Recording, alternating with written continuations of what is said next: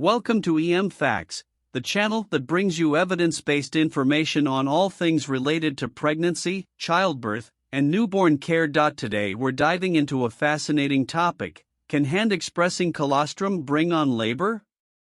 Let's explore the science behind it.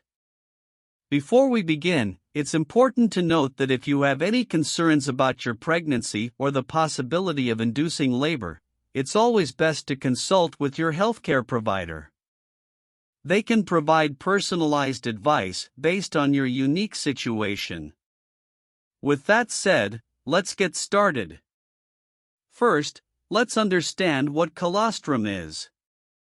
Colostrum is the thick, yellowish fluid that your breasts produce during pregnancy and in the early days after giving birth.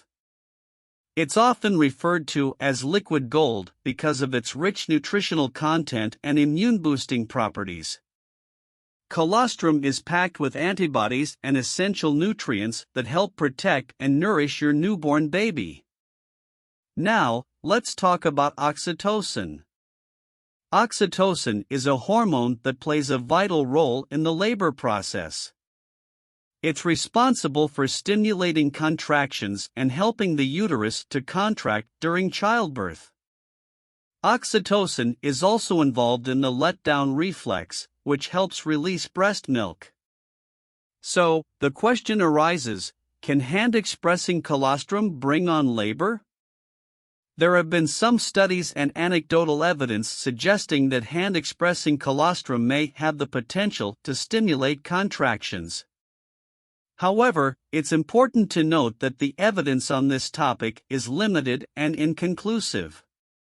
Many healthcare professionals do not recommend hand-expressing colostrum as a means to induce labor.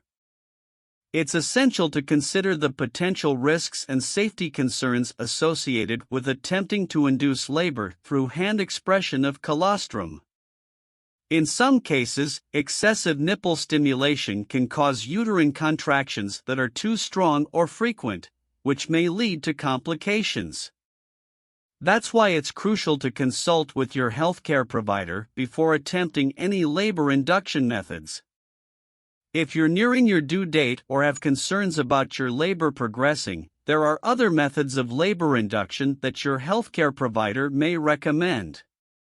These methods can include medical interventions, such as the administration of synthetic oxytocin, also known as pitocin. Remember, always consult with your healthcare provider to discuss the safest and most appropriate options for your specific situation. In conclusion, while there may be some theories and limited evidence suggesting that hand-expressing colostrum could potentially bring on labor, it's important to prioritize your safety and the well-being of your baby.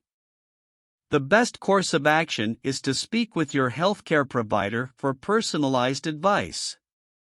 They will guide you based on your unique circumstances and provide you with evidence-based recommendations.